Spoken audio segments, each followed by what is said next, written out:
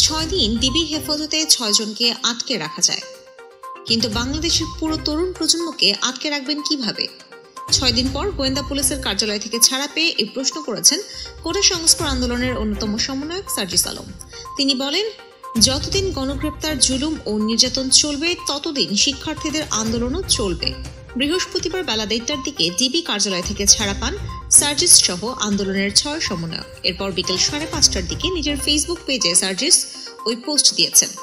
জানতে চাইলে সার্জিস আলম ফেসবুকে ওই পোস্ট দেওয়ার বিষয়টি একটি সংবাদ মাধ্যমকে নিশ্চিত করে বলেছেন, পোস্টটি দেওয়ার ঘন্টা খানিক পরে আমার ফেসবুক অ্যাকাউন্ট উধাও হয়ে গেছে। অ্যাকাউন্ট দেখা যাচ্ছে না, সেটি ফিরে পাওয়ার চেষ্টা চলছে। ফেসবুক পোস্টে তিনি লিখেছেন, যতদিন না এই বাংলাদেশ আন্দোলনকারীদের নিরাপদ আশ্রয়স্থল হয়ে উঠছে, গণগ্রেপ্তার, জুলুম, নির্যাতন বন্ধ হচ্ছে, ততদিন এই লড়াই চলবে। সার্জিস আরও লেখেন, কথা দিয়েছিলেন আন্দোলনকারী শিক্ষার্থীদের থেকে কাউকে গ্রেপ্তার করবেন না, মামলা দিয়ে হয়রানি করবেন না। আপনারা কথা রাখেননি।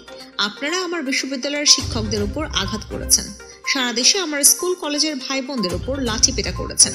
যাকে ইচ্ছা তাকে জেলে পাঠিয়েছেন। আন্দোলনকারীকে খুঁজে না পেলে বাসা থেকে ভাইকে তুলে নিয়েছেন। বাবাকে হুমকি দিয়েছেন। মাসরুর তার উদাহরণ। সার্জিস আরও লিখেছেন, যারা একটিবারের জন্য এই আন্দোলনে এসেছে তারা শান্তিতে ঘুমাতে পারে না, গ্রেপ্তারের ভয় থাকে। এমন অনেকে আছে যাদের পরিবার এখনো তাদের খোঁজ পায়নি। এমন তো হওয়া উচিত ছিল না। কোথায় মহাখালীর সেতু ভবন আর কোথায় জাহাঙ্গীরনগর বিশ্ববিদ্যালয়? অথচ আপনারা জাহাঙ্গীরনগর বিশ্ববিদ্যালয়ের সমন্বয়ক আরিফ সোহেলকে মহাখালীর সেতু ভবনে হামলার জন্য গ্রেপ্তার করে রিমান্ডে নিলেন।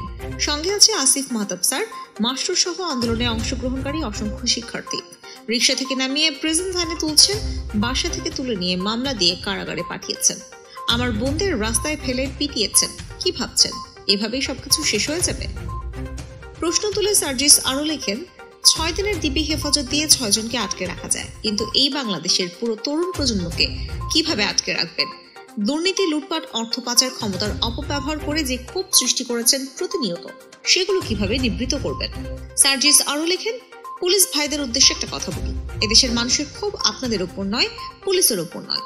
এই ক্ষোভ আপনার গায়ের ওই পোশাকটার ওপর, যে পোশাকটাকে ইউজ করে বছরের পর বছর আপনাদের দিয়ে এদেশের অসংখ্য মানুষকে দমন পীড়ন করা হয়েছে, অত্যাচার, নির্যাতন করা হয়েছে, জেল আর আদালতের প্রাঙ্গণে চক্কর কাটানো হয়েছে সেই পোশাকটার উপর। এই পোশাক ছেড়ে আসুন, আমাদের সঙ্গে বুকে টেনে নেব। সার্জিস যুক্ত করেন, পরিশেষে এটুকু বলতে চাই, এই পথ যেহেতু সত্যের পথ, ন্যায়ের পথ, তাই যে কোনো কিছু মোকাবেলা করতে আমরা বিন্দুমাত্র বিচলিত নই। যতদিন না এই বাংলাদেশ আন্দোলনকারীদের নিরাপদ আশ্রয়স্থল হয়ে উঠছে, ততদিন এই লড়াই চলবে।